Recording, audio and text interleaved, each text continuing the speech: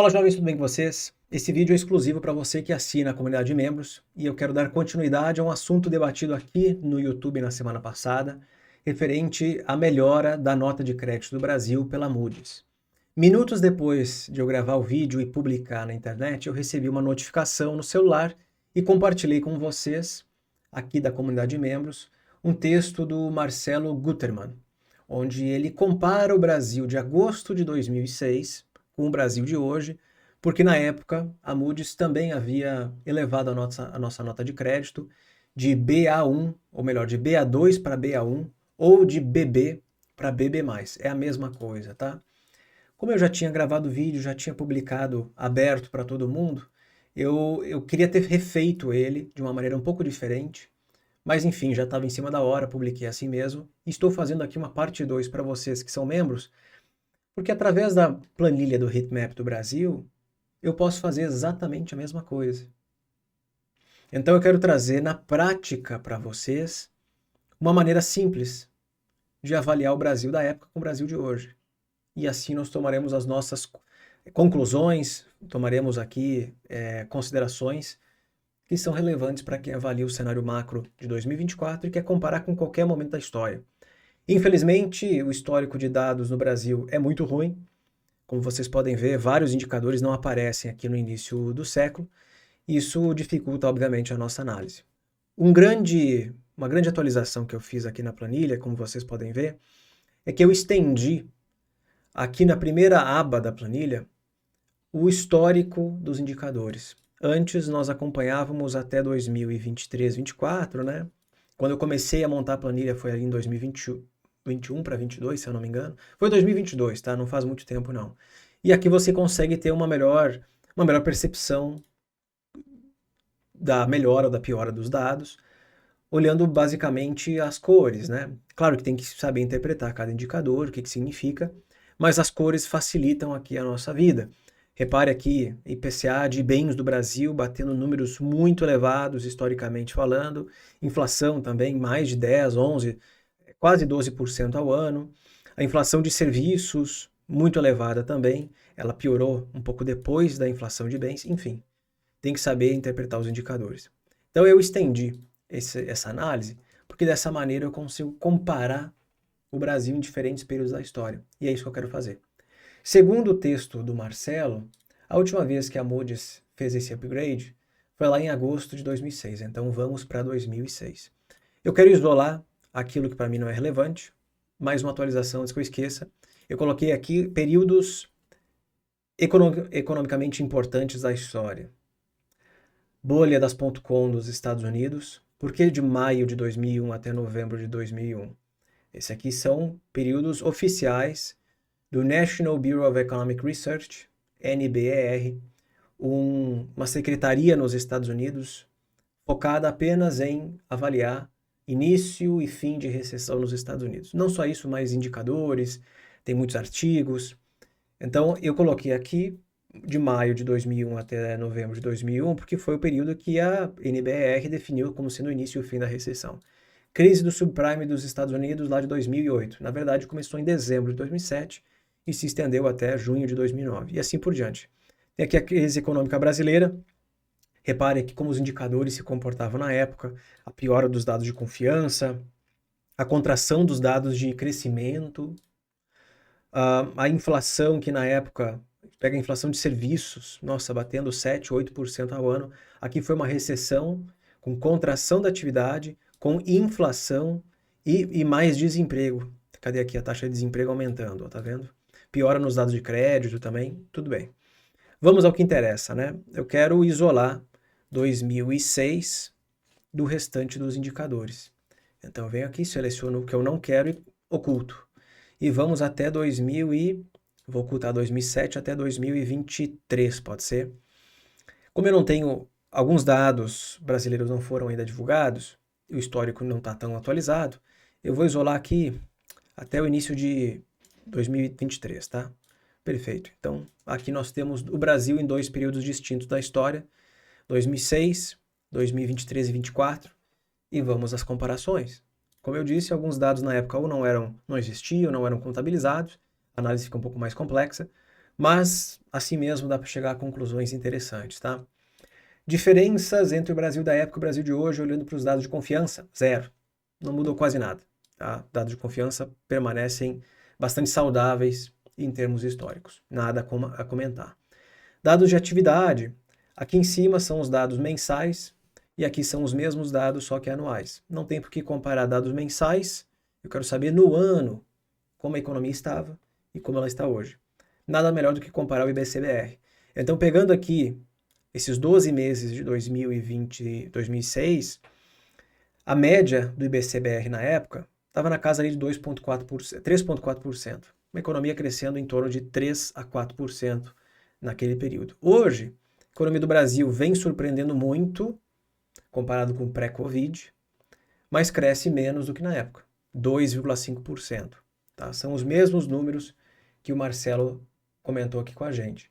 Brasil, na época, crescimento econômico, 3,5% em 2006, 2,5% de hoje. Tá, é mais ou menos isso aí mesmo. Daria para avaliar aqui produção industrial da época, produção industrial de hoje, vendas do varejo da época, 6, 7, 8% de crescimento, bem maior do que hoje.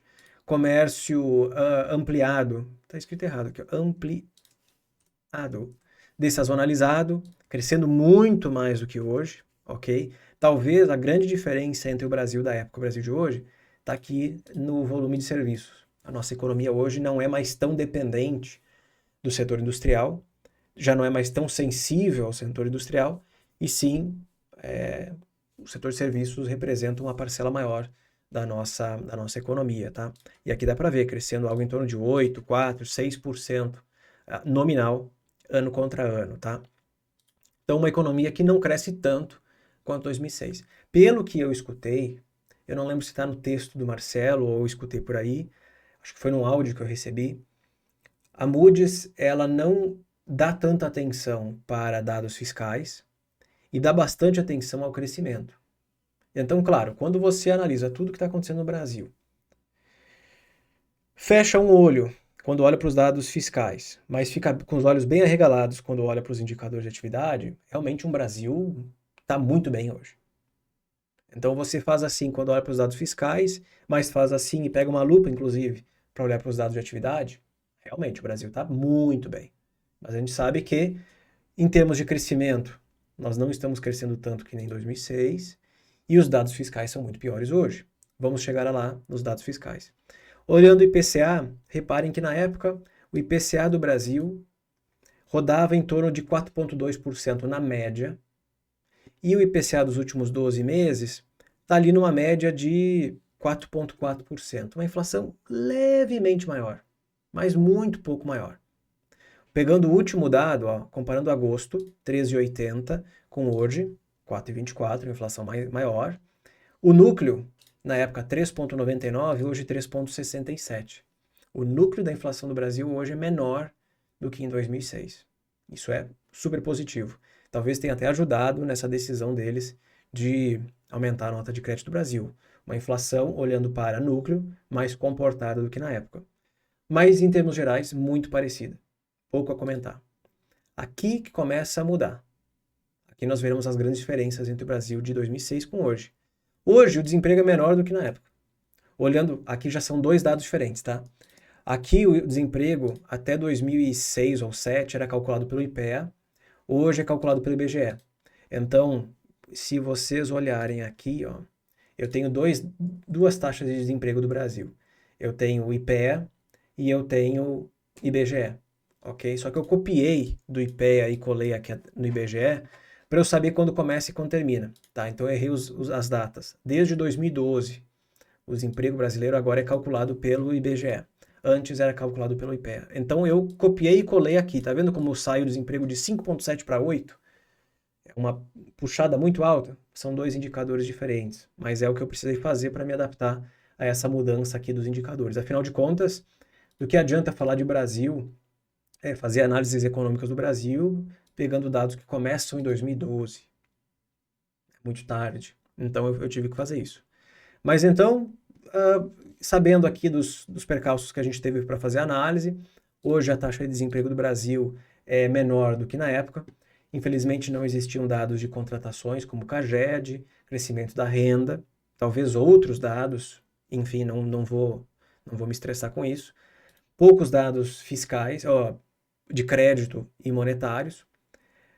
Mas reparem aqui em indicadores microeconômicos.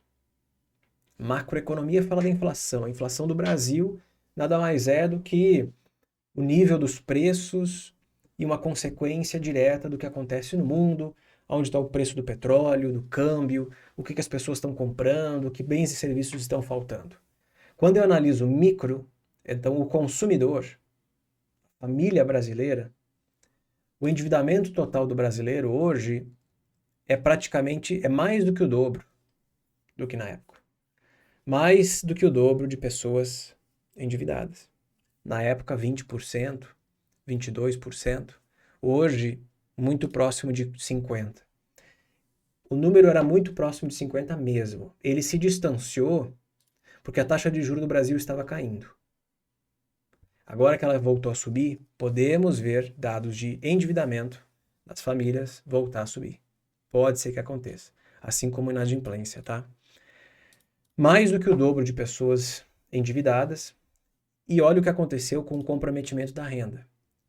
Eu tenho uma renda de R$1.000 e eu gasto por mês R$300 com o custo dessa dívida. Em outras palavras, 30% da minha dívida, da minha renda, foi comprometida por conta de uma dívida. É isso que esse indicador mede. Na época, algo em torno de 20%, hoje quase 30%. Tá? Quando a Selic estava em 13,75, esse indicador piorava junto com o tamanho do endividamento total do brasileiro. Selic caindo, esses dados eles melhoram, tá? E para finalizar, os indicadores fiscais que tanto se comenta por aí. Então, na época, tem dois indicadores para calcular a relação dívida-PIB do Brasil. Tem a metodologia pós-2008 e tem a metodologia que a gente usa até hoje, tá? Esse dado aqui começou a ser calculado em dezembro de 2006, por isso ele está aparecendo aqui, ok? Esse indicador, 55,48, hoje 78%. Olhando para esse outro, que quer dizer a mesma coisa, mas com uma metodologia diferente, a nossa relação dívida-PIB na época rodava na casa dos 47%, 46%, e hoje está mais perto de 62%, 61%. Além disso, o resultado primário do setor público, quando positivo, é um superávit, quando negativo, é um déficit. Na época, nós tínhamos um superávit de mais de 3% do PIB. Hoje é um déficit de 2,25%, 2,5% do PIB. Então, a grande diferença daquela época com hoje, vocês percebem nos indicadores microeconômicos. Microeconômico. Porque isso aqui são decisões do governo que fizeram o endividamento aumentar, que fizeram o déficit acontecer, e não foi assim macroeconômico. Claro que a macroeconomia pode influenciar nesses dados, mas não é o caso hoje. Por exemplo, petróleo desaba, minério desaba, as commodities corrigem, isso diminui a arrecadação do Brasil e aí o superávit ele cai, ou o déficit ele aumenta. Isso pode acontecer e a explicação para essa mudança nos indicadores tem tudo a ver com macroeconomia, mas não é o caso hoje. É um governo que escolheu gastar mais. Escolheu gastar mais e por isso temos um déficit. São indicadores microeconômicos. Estou avaliando aqui consumidores, ou as famílias, e aqui o governo. Existem 3 agentes econômicos: as empresas, o governo e as famílias. É isso que eu fiz. Avaliei com poucos indicadores eu avaliei 2 agentes econômicos. Essas são as grandes diferenças do Brasil, tá? Um desemprego menor, o que é maravilhoso, não estou criticando, mas pessoas mais endividadas e um fiscal mais desorganizado. Por que isso é tão relevante? Que com um fiscal tão desorganizado quanto esse, o endividamento crescendo e um déficit muito grande, o Banco Central está tendo que fazer o quê? Subir a taxa de juros. Para vocês verem, isso, quem é economista ou estudante de economia, sabe que essa relação entre o que o governo faz e o que o Banco Central faz, ela existe. As decisões governamentais podem influenciar nas decisões do Banco Central, na direção da taxa de juros. Que um tempo atrás tinha um pessoal que criticava aqui o canal dizendo que não, isso não é verdade. Isso é verdade, tanto que está acontecendo na prática, né? Que momento para estarmos vivos e vivendo o mercado aqui. Qual a relevância disso? É que o governo, com esse resultado fiscal conturbado, uma dívida mais alta e resultados negativos, né, o déficit, está impedindo a queda da Selic.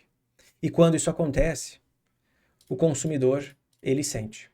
O consumidor, ele sofre. Então, parar de reduzir a Selic e iniciar um novo ciclo de alta vai forçar o consumidor a viver um período ainda mais complicado, ou complicado por mais tempo, onde o endividamento do brasileiro deve aumentar e o comprometimento da renda deve aumentar. Isso são fatores que lá na frente colocam e já estão colocando o consumidor numa situação muito complexa. Porque quando a gente fala de crescimento no longo prazo, nós queremos que o Brasil ele cresça de maneira sustentável no longo prazo. Não é um Brasil que cresce 5% no ano e depois corrige 3%. Não é um Brasil que cresce 4% no ano e depois tem uma recessão. É um Brasil que pode crescer 3%, 2%, 2,5%, mas por vários anos. Sustentável, consistente. Para isso, as empresas precisam continuamente investir e os consumidores consumirem. Só que numa situação como essa que o Brasil se encontra, onde quem está fazendo o Brasil crescer é em grande parte o governo, mas também com a ajuda aqui dos consumidores, essa situação econômica mantém o juro alto e o consumidor contra a parede. Uma dívida muito elevada, um comprometimento da renda muito alto. Será que ele consegue por 5, 10, 15 anos continuamente consumir e dessa maneira ajudar o Brasil a crescer de maneira sustentável? Acho difícil. Eu acho difícil.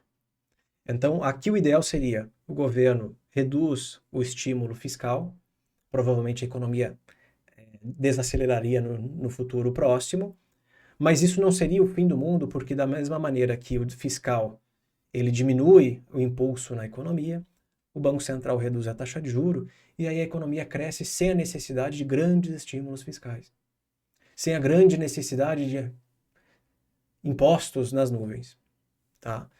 Tem que entender um pouco aqui da dinâmica de como os indicadores eles funcionam, mas deu para resumir muito bem, né?